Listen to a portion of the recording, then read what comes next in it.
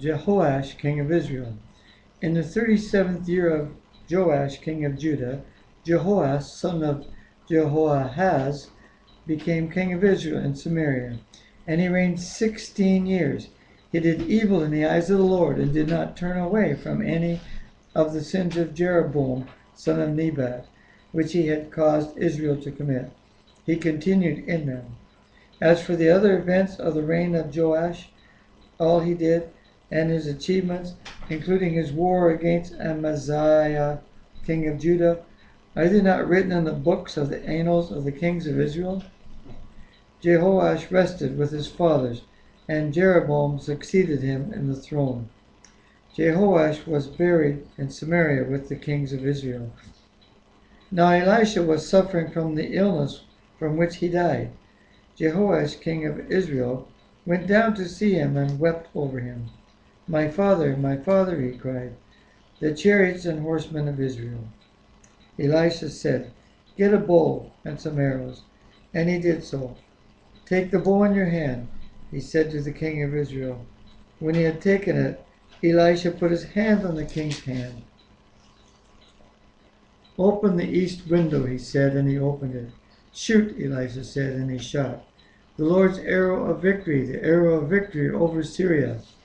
Elisha declared, you will completely destroy the Syrians at Aphek. Then he said, take the arrows, and the king took them. Elisha told him, strike the ground. He struck it 3 times and stopped. The man of God was angry with him and said, you should have struck the ground 5 or 6 times. Then you would have defeated Syria and completely destroyed it. But now you will defeat it only 3 times. Elisha died and was buried. Okay, Elisha died and buried, verse 21, right? Yep. Okay. Right there. That's 20 then. Elisha died and was buried. Now Moabite raiders used to enter the country every spring. Once, while some Israelites were burying a man, suddenly they saw a band of raiders. So they threw the man's body into Elisha's tomb. When the body touched Elisha's bones, the man came to life and stood up on his feet. You know what? And then they go on and talk about King Hazael. I didn't even talk about that. Like, that's such an amazing thing. You think they'd have a little more dialogue about it? Like, it's wow. You think they'd gather everybody in town that's sick and dying and throw them on top of his body? Okay. Hazael, king of Aram, oppressed Israel throughout the reign of Jehoahaz. But the Lord was gracious to them and had compassion and showed concern for them because of his covenant with Abraham, Isaac, and Jacob. To this day he has been unwilling to destroy them or banish them from his presence. Verse 26. Hazael, king of Aram, or Syria, died, and Ben-Hadad, his son, succeeded him as king.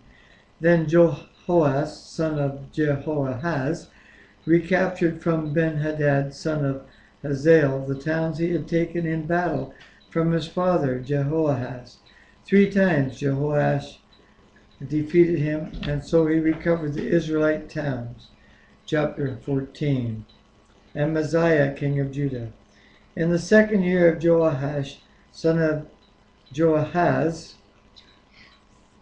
king of Israel, Amaziah, son of Joash, king of Judah, began to reign. He was 25 years old when he became king, and he reigned in Jerusalem 29 years. His mother's name was Jehoadin. She was Joe from must Jerusalem. mean like child of or something. He did what was right in the eyes of the Lord. Finally, one of them does something right in the eyes of the Lord, but not as his father David had done, or not as generations back, David. In everything he followed the example of his father Joash. The high places, however, were not removed, and people continued to offer sacrifices and burnt incense there. After the kingdom was firmly in his grip, he executed the officials who had murdered his father the king.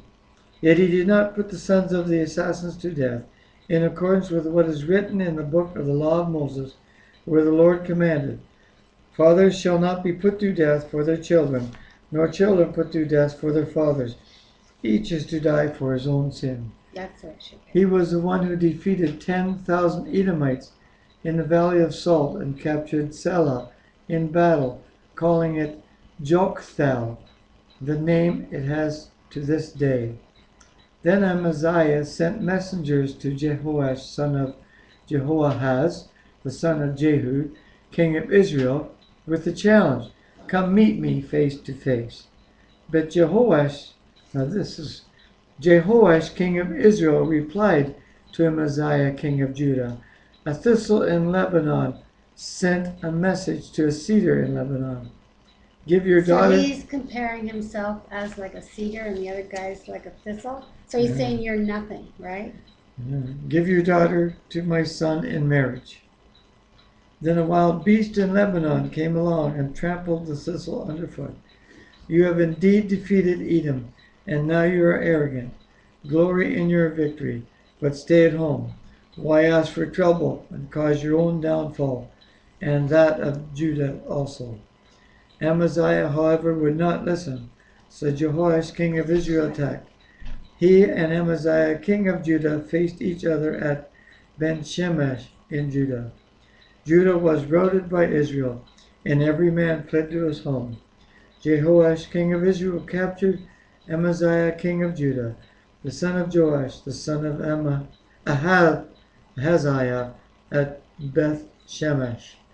Then Joash went to Jerusalem and broke down the wall of Jerusalem from the Ephraim gate to the corner gate, a section about 600 feet long.